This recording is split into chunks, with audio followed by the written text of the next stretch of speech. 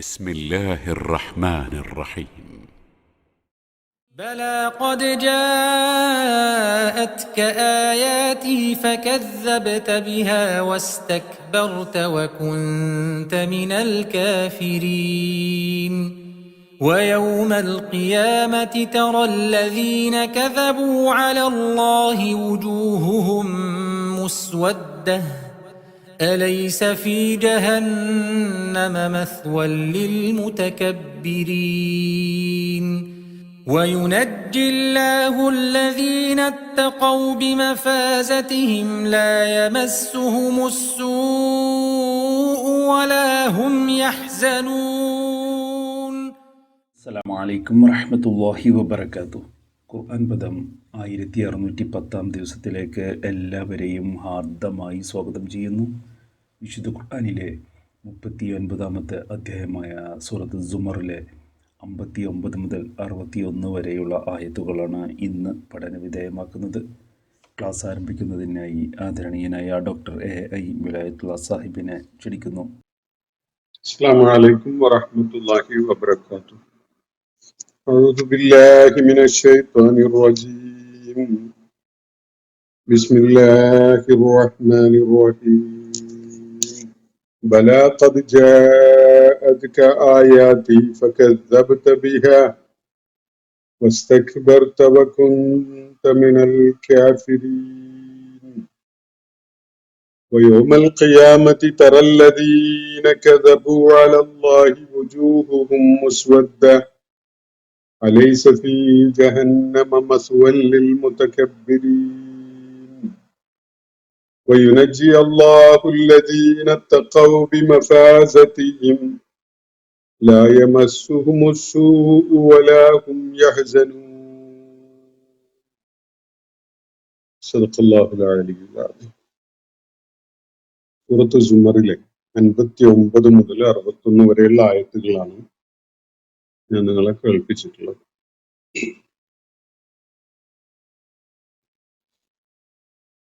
അന്ത്യനാളില് അല്ലെങ്കിൽ ജീവിതം ഒടുങ്ങുന്ന വിധത്തിലുള്ള ശിക്ഷ വന്നു ചേരുന്ന സന്ദർഭത്തില് കാര്യങ്ങളെ തിരിച്ചറിയുകയും ബോധ്യപ്പെടുകയും ചെയ്തതുകൊണ്ട് പറയത്തക്ക പ്രയോജനമൊന്നുമില്ല. അത് ഒരു ഖേദത്തിൽ മാത്രമേ അവിശ്വാസികളെയും അള്ളാഹുവെ ധിക്കരിച്ചുകൊണ്ട് നീങ്ങിയ ആളുകളെയും എത്തിക്കുകയുള്ളൂ എന്ന കാര്യമാണ്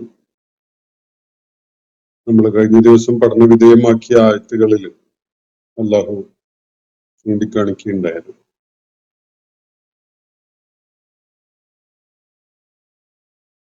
അള്ളാഹു അവതരിപ്പിച്ചിരിക്കുന്ന മാർഗദർശനം മുൻനിർത്തിക്കൊണ്ട് ഉത്തമമായ കർമ്മങ്ങൾ ചെയ്ത് അള്ളാഹു തിരിച്ചു വിളിക്കുന്നതിനെ പ്രതീക്ഷിച്ചുകൊണ്ട് കാത്തിരിക്കുന്ന ആളുകൾ, അവരെ സംബന്ധിച്ചിടത്തോളം ജീവിതം അവസാനിക്കുന്നു എന്നതോ അള്ളാഹുവുമായുള്ള കൂടിക്കാഴ്ചയിലേക്ക് സമയം അടുക്കുന്നു എന്നതോ ഒന്നും തന്നെ ആശങ്ക ഉളവാക്കുന്ന ഒരു കാര്യമല്ല. എന്നാൽ നിഷേധികളായി നിലകൊണ്ട ആളുകൾ ദൈവിക ദൃഷ്ടാന്തങ്ങളെയും ദൈവിക സൂക്തങ്ങളെയും ഒന്നും വേണ്ട പരിഗണന നൽകി ഉൾക്കൊള്ളാൻ ശ്രമിച്ചിട്ടില്ലാത്ത ആളുകൾ, അവരെ ശിക്ഷ പിടികൂടുന്ന ആ നിമിഷത്തിലേക്ക് അവരെത്തിച്ചേരുമ്പോൾ അല്ലെങ്കിൽ ഉയർത്തെഴുന്നേൽപ്പിന്റെ സന്ദർഭം സമാഗതമാവുമ്പോൾ അവര്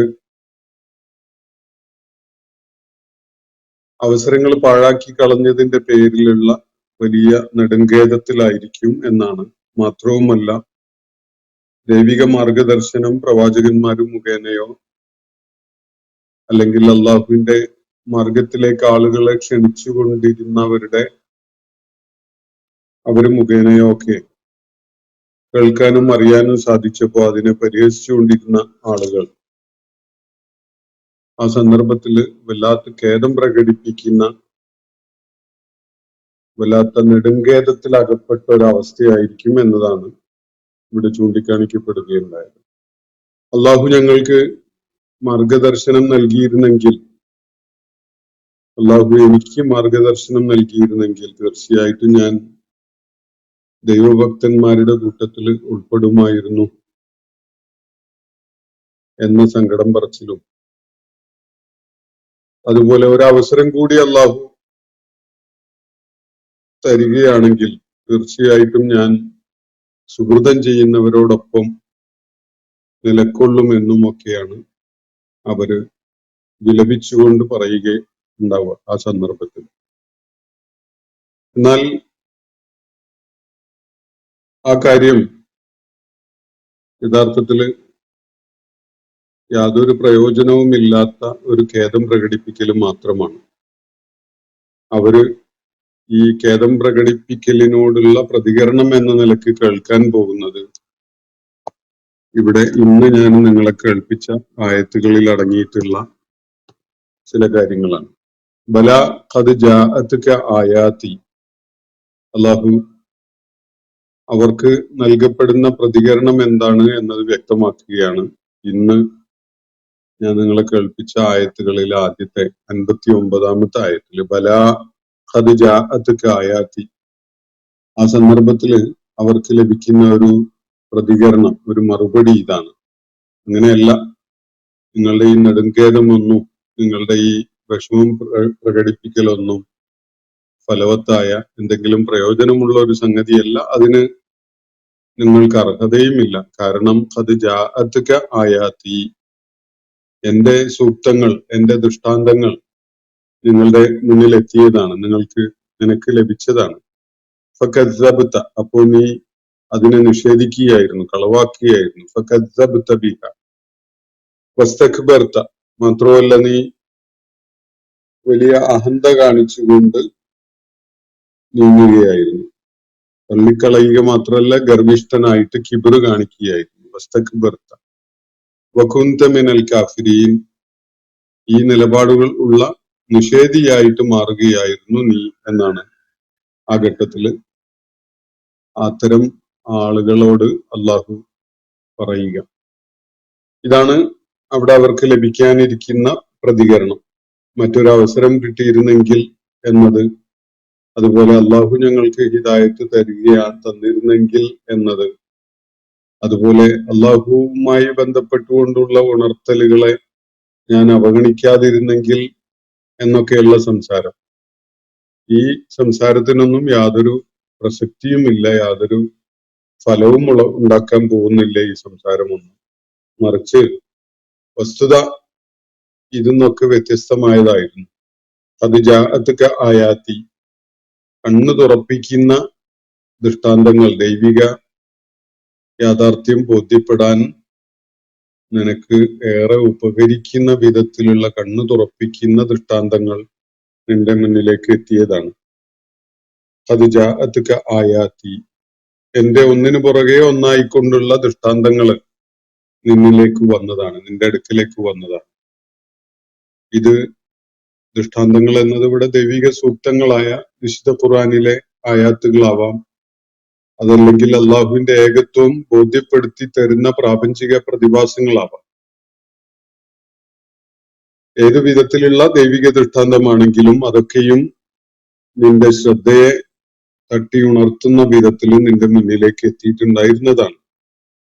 പക്ഷേ ഫകദ്സബ്ത ബിഹ, എന്നാൽ ആ ദൈവിക സൂക്തങ്ങളെയും ദൈവിക ദൃഷ്ടാന്തങ്ങളെയും ഒക്കെ നീ തള്ളിക്കളയുകയായിരുന്നു, കളവാക്കുകയായിരുന്നു, അല്ലെങ്കിൽ അവയെ നീ നിഷേധിക്കുകയായിരുന്നു.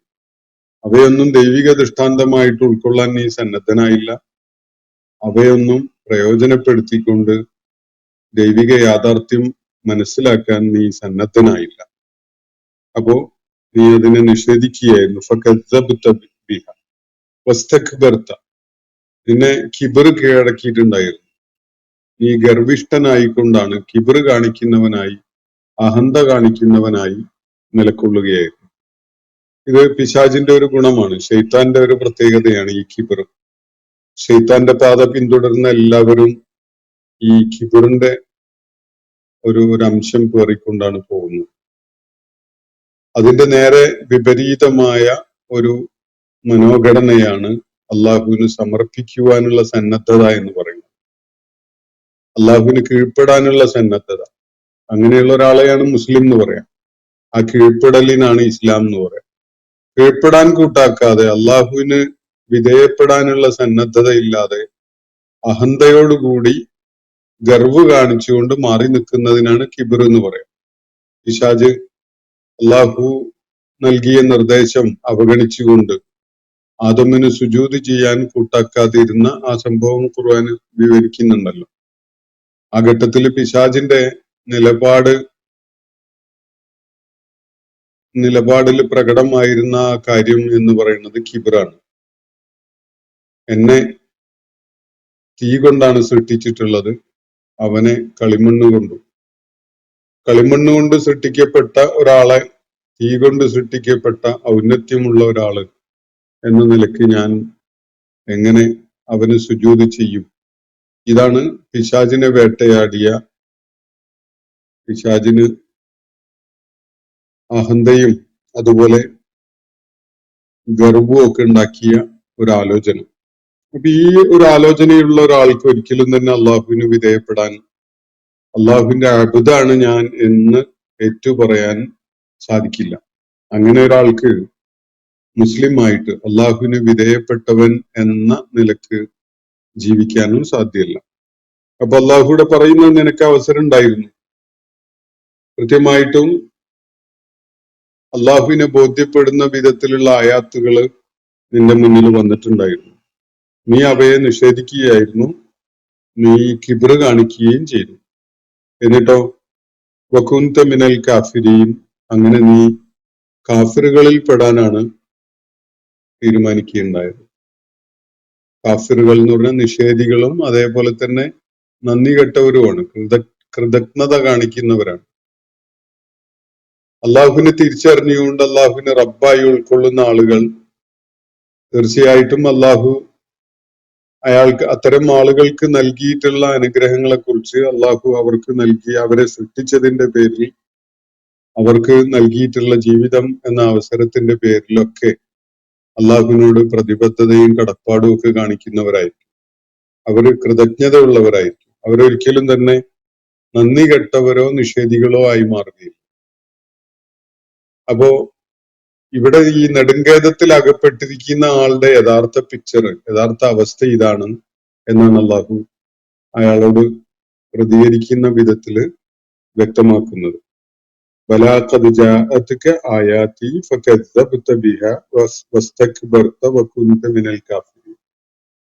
കാര്യങ്ങളൊന്നും മനസ്സിലാവാൻ അവസരം ഉണ്ടാകാത്തതുകൊണ്ടല്ല, വ്യക്തമായ സൂചന നൽകുന്ന ദൃഷ്ടാന്തങ്ങൾ, ദൈവിക സൂക്തങ്ങൾ നിനക്ക് കിട്ടിയിട്ടുണ്ടായിരുന്നു, നിന്റെ അടുക്കലേക്ക് വന്നിട്ടുണ്ടായിരുന്നു. പക്ഷെ നീ അതിനെ കളവാക്കി, അതിനെ നിഷേധിച്ച് തള്ളി, നീ ഗർവ് കാണിച്ചു.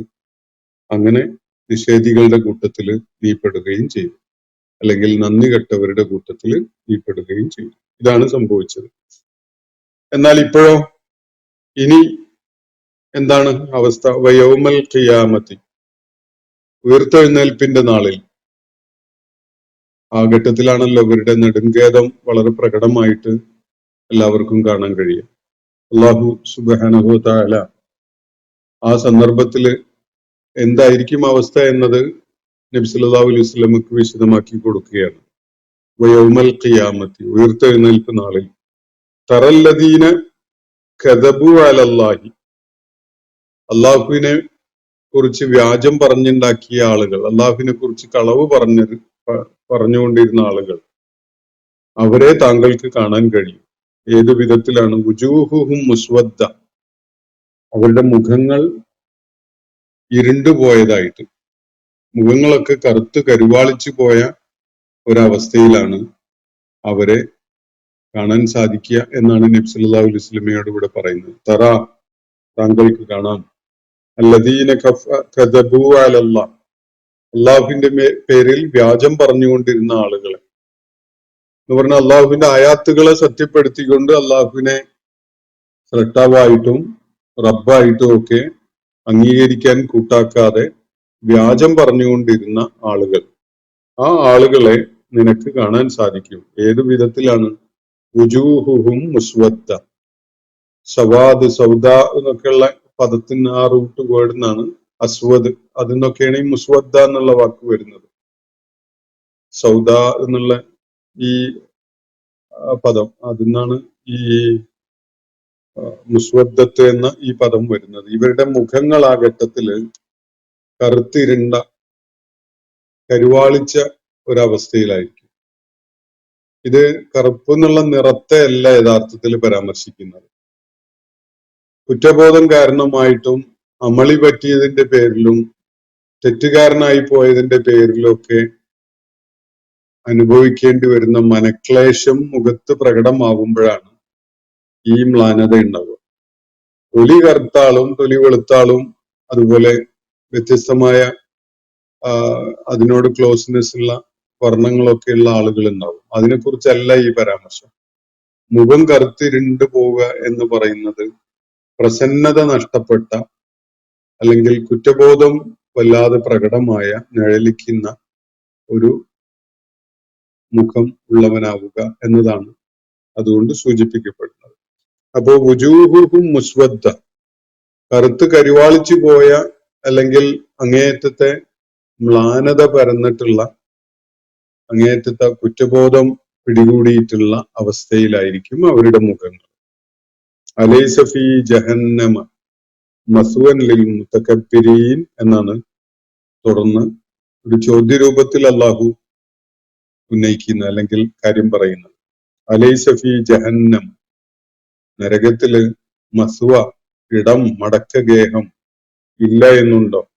ലിൽ മുതകബ്ബിരീൻ, സർവധികാരികൾക്കും സർവ അഹങ്കാരികൾക്കും നരകത്തിൽ ഇടം മതിയാവാതെ വരുമെന്നാണോ നിങ്ങൾ കരുതുന്നത് എന്ന വിധത്തിലാണ് ഈ ചോദ്യരൂപത്തിലുള്ള ഈ സ്റ്റേറ്റ്മെന്റ്. നരകത്തിൽ ഇഷ്ടംപോലെ സ്പേസ് അവർക്കുണ്ടാകും. മുത്തകബ്ബിറുകൾക്ക്, സകല മുത്തകബ്ബിറുകളെയും പിടിച്ചിടാനുള്ള ഇടമാണ് നരകം എന്നാണ് ഈ റെറ്റോറിക്കൽ ക്വസ്റ്റ്യൻ നൽകുന്ന സൂചന. ഈ ചോദ്യം യഥാർത്ഥത്തിൽ ഒരു ഉത്തരം തേടിക്കൊണ്ടുള്ള ഒരു ചോദ്യമല്ല. ഈ ചോദ്യത്തിൽ തന്നെയാണ് ഉത്തരം അടങ്ങിയിട്ടുള്ളത്. സർവ മുതകബ്ബിറുകളായ ആളുകൾക്കും നരകത്തിൽ വേണ്ട ഇടം ഉണ്ടാവും കേട്ടോ എന്നാണ് ഇവിടെ പറയുന്ന കാര്യം.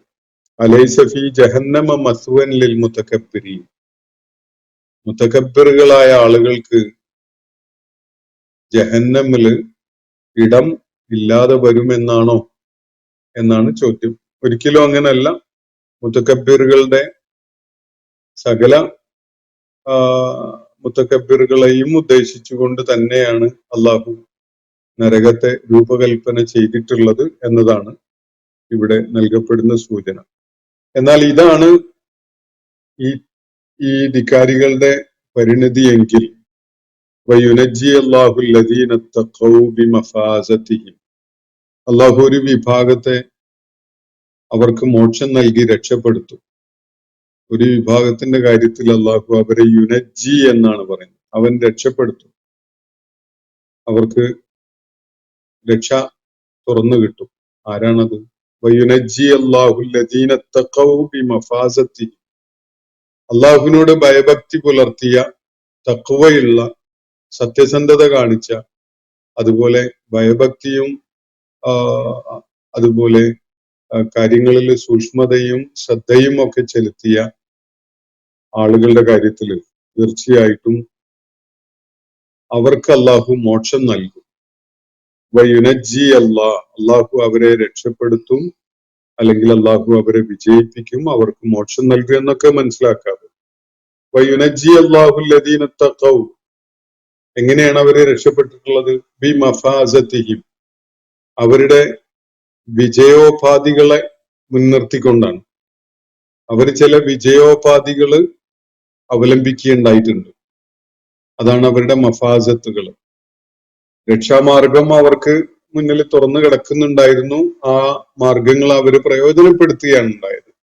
അത് ദൈവിക സൂക്തങ്ങളും ദൈവിക ദൃഷ്ടാന്തങ്ങളും തുടങ്ങിയിട്ട് തന്നെ ജീവിതത്തിൽ അവരുടെ മുന്നിൽ മഫാസത്തുകൾ പലതും അവർക്ക് കാണാൻ കഴിയുകയും അവരത് പ്രയോജനപ്പെടുത്തിക്കൊണ്ട് അള്ളാഹുവിന്റെ പിന്തുണയോടുകൂടി മോക്ഷം നേടുകയും ചെയ്തിരിക്കുകയാണ്. ഇതാണ് വേറെ ചിലരുടെ അനുഭവം. വയൗമൽ അപ്പോ വയുനജ്ജി അല്ലാഹു അല്ലദീന തഖൗ ബിമഫാസതിഹിം, അവര് ആ അവസ്ഥയിൽ അവരുടെ നില എന്തായിരിക്കും എന്നതാണ് പറയുന്നത്. ലാ യമസ്സുഹുമുസ്സൂ, അവരെ യാതൊരു വിധത്തിലുള്ള ദ്രോഹവും പിടികൂടുകയില്ല, അവർക്കൊരു പ്രയാസവും നേരിടേണ്ടി വരില്ല. വലാഹും യഹ്സനൂൻ, അവർക്കൊരു ഖേദവും വേണ്ടി വരില്ല, അവരൊരു ഹുസ്ന്, ദുഃഖം അനുഭവിക്കുന്നവരാവുകയില്ല. ദുഃഖത്തിന്റെയും വിഷമത്തിന്റെയും ഒക്കെ കാലം അവർക്ക് ഭൂമുഖത്തെ ജീവിതകാലത്ത് കുറച്ചൊക്കെ ഉണ്ടായിരുന്നിട്ടുണ്ടാവണം. അതുപോലും അള്ളാഹുവിന്റെ മാർഗത്തിൽ സഹനം അവലംബിക്കുകയും അത് അവയെ സ്വീകരിക്കുകയും ചെയ്യുമ്പോൾ അതിൽ അവർക്ക് ആനന്ദമായിരിക്കും ഉണ്ടായിട്ടുണ്ടാവും. അള്ളാഹിന്റെ മാർഗത്തിൽ ഒരു പ്രയാസം നേരിടേണ്ടി വരുന്നു എന്നത് ദുഃഖത്തിനുള്ള അവസരമൊന്നുമല്ല. അതിലൊരു അനുഭൂതി ഉണ്ട്, അതിലൊരു സന്തോഷവും ആനന്ദവും ഒക്കെ ഉണ്ട്. അവർ യഥാർത്ഥത്തിൽ ദുഃഖം അനുഭവിക്കുന്നവരല്ല എന്നാണ് അള്ളാഹു ഇവിടെ പറയുന്നത്. വയുനജ്ജി അല്ലാഹു അല്ലദീന തഖൗ ബിമഫാസതിഹിം, അള്ളാഹു അവരുടെ മുന്നിൽ അവതരിപ്പിച്ചു കൊടുത്തിട്ടുള്ള രക്ഷയുടെ, മോചനത്തിന്റെ ഉപാധികളെ, വിജയത്തിന്റെ ഉപാധികളെ മുൻനിർത്തിക്കൊണ്ട് പ്രവർത്തിച്ച അല്ലെങ്കിൽ നീങ്ങിയ തഖ്വയുടെ മാർഗം അവലംബിച്ച ആളുകൾ തീർച്ചയായിട്ടും അള്ളാഹു അവർക്ക് മോക്ഷം നൽകും. അള്ളാഹു അവരെ വിജയിപ്പിക്കും, അവരെ രക്ഷപ്പെടുത്തും. ലാ യമസ്സുഹുമുസ്സൂ, അവരെ ഒരു സൂഉം, ഒരു ദ്രോഹവും സ്പർശിക്കുകയില്ല. അതുപോലെ വലാഹും യഹ്സനൂൻ, അവർക്ക് ഒട്ടും ഖേദവും വേണ്ടി വരില്ല, അവർ ദുഃഖിക്കേണ്ടി വരുന്ന ഒരവസ്ഥ ഉണ്ടാവുകയില്ല എന്നാണ് അള്ളാഹു ഇവിടെ വ്യക്തമാക്കുന്നത്.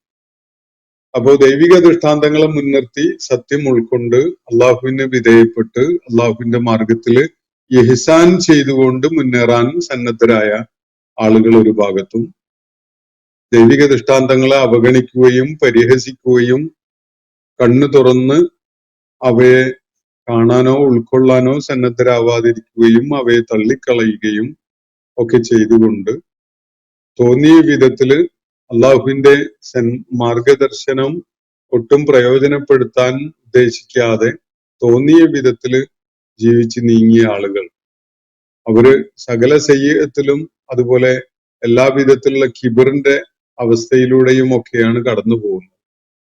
അവര് ഏറ്റുവാങ്ങാനിരിക്കുന്നത് അങ്ങേയറ്റത്തെ ഖേദം അവരിൽ ഉണ്ടാക്കുന്ന അവസ്ഥയാണ്. നേരത്തെ പരാമർശിച്ച 3 വിധത്തിലുള്ള ഖേദപ്രകടനം അവർ നടത്തി. അപ്പൊ അങ്ങനെയൊക്കെയുള്ള ഖേദത്തിന്റെയും അങ്ങേയറ്റത്തെ വിഷമത്തിന്റെയും ഒക്കെ അവസ്ഥകളാണ് അവര് നേരിടാനുള്ളതെങ്കിൽ ബുദ്ധിപരമായ സത്യസന്ധതയും ദൈവഭക്തിയും സൂക്ഷ്മതയും ശ്രദ്ധയും ഇതൊക്കെ തഖ്വയുടെ സൂചനയാണ്. തഖ്വ എന്ന പദം ഇതൊക്കെ ഈ അർത്ഥങ്ങളൊക്കെ നമുക്ക് നൽകുന്നുണ്ട്.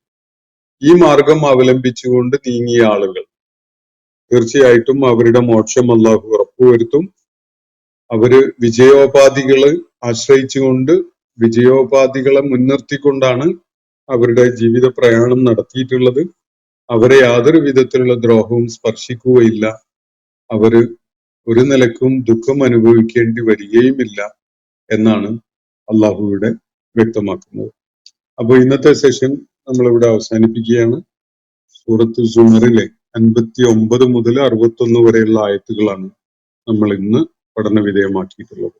അള്ളാഹു നമ്മെ എല്ലാവരെയും അനുഗ്രഹിക്കുമാറാവട്ടെ. വാഖിറു ദഅ്വാന അനിൽ ഹംദുലില്ലാഹി റബ്ബിൽ ആലമീൻ. അസ്സലാമു അലൈക്കും വറഹ്മത്തുള്ളാഹി വബറകാതുഹു.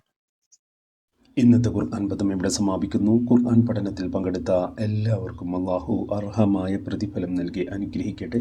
വആഖിറു ദഅ്വാന അനിൽ ഹംദുലില്ലാഹി റബ്ബിൽ ആലമീൻ. അസ്സലാമു അലൈക്കും വറഹ്മത്തുള്ളാഹി വബറകാതുഹു.